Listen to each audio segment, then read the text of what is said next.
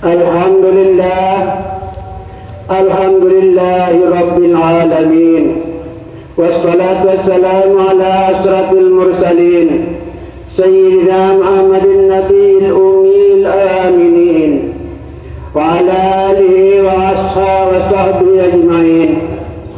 Wa ashhadu an la ilaha illallah wahdahu la syarika lah wa ashhadu anna Muhammadan abduhu wa rasuluhu sallallahu alaihi wa ala alihi wa ashabihi wa man sara bihudahu ajma'in. Amma ba'du. Fa ya ayyuhal muslimun ittaqullaha haqqa tuqatih wa la tamutunna illa wa antum muslimun. Ma'asyiral muslimin rahimakumullah.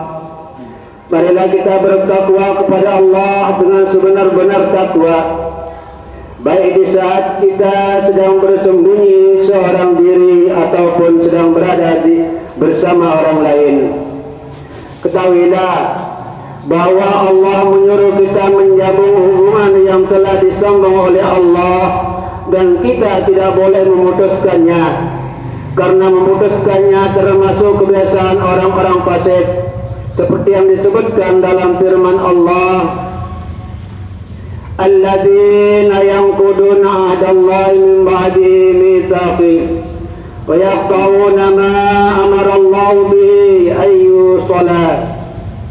Artinya, yaitu orang-orang yang melanggar perjanjian Allah sesudah perjanjian itu teguh, dan memutuskan apa yang diperintahkan Allah kepada mereka untuk menghubungkannya.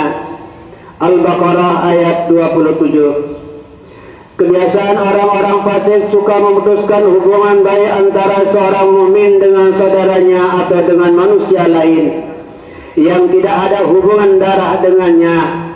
Tentang masalah ini ada sesuatu riwayat dari Muawiyah bahwa ketika ia duduk, maka penjaga pintunya mendatanginya seraya berkata, "Wahai Amirul Mukminin, di depan ada seorang yang mengaku bahwa ia adalah saudaramu."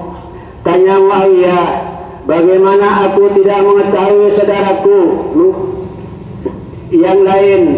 Karena itu berilah izin baginya untuk menemuiku." Setelah lelaki itu bertemu dengan Muawiyah, maka Muawiyah berkata, "Wahai saudaraku, apakah engkau mengatakan bahwa engkau adalah saudaraku?" Jawab lelaki itu, "Aku bersaudara denganmu dari putra Adam." Kata Muawiyah, "Benar, tali hubungan kita telah terputus lama. Demi Allah, aku ingin sebagai orang pertama yang menyambung tali hubungan saudara atau kerabat di antara kita."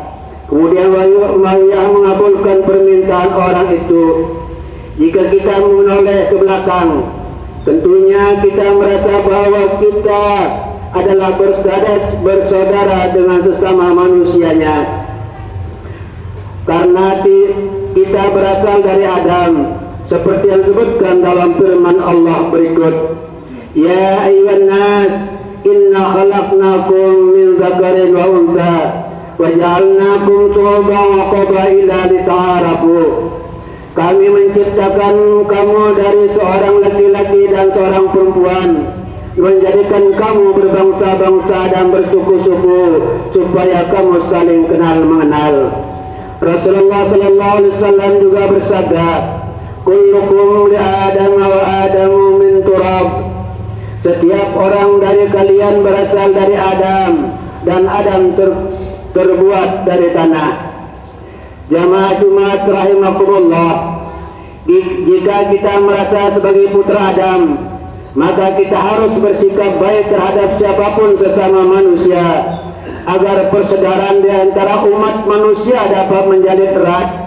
Karena antara seorang dengan yang lain, meskipun berbeda agama, warna kulit, suku dan negara, semuanya masih terikat tali persaudaraan, karena masing-masing manusia berasal dari Adam.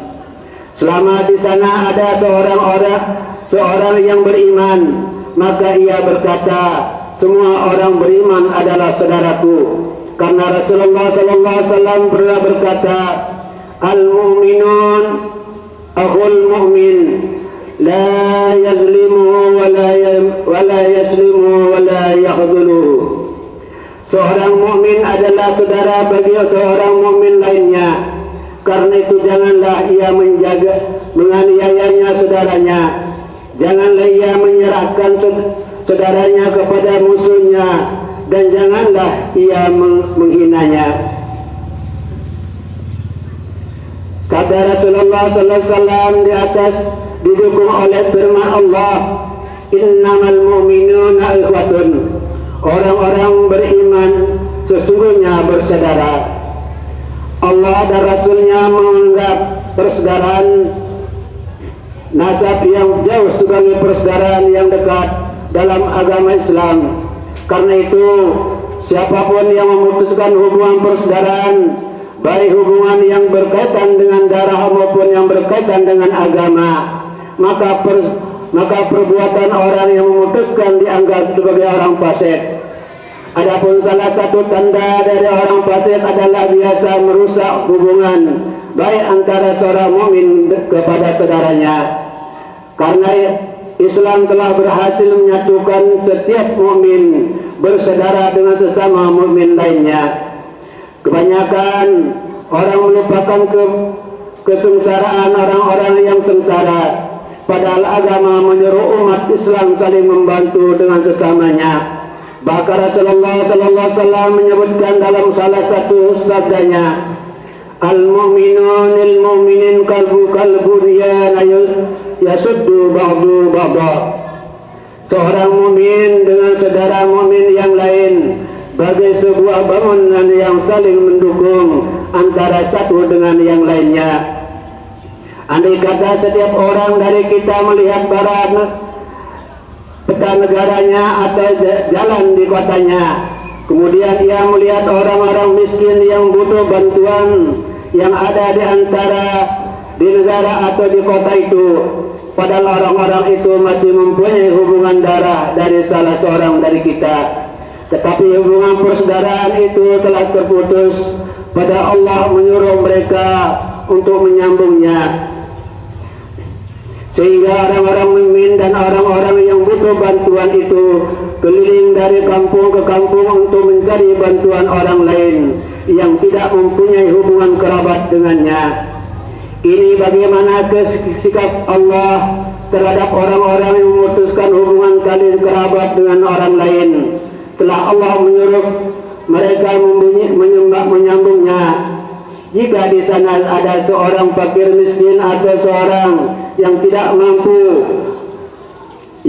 mampu, perutnya merasa lapar, anak-anaknya pun merasa lapar, yang membutuhkan makanan dan pakaian, kemudian tidak ada seorang pun yang mengulurkan tangannya untuk membantu mereka, padahal Allah telah menganjurkan setiap mukmin membantu mereka, maka bagaimanakah nasib orang-orang yang memutuskan tali hubungan kerabat dengan sesamanya di hadapan Allah?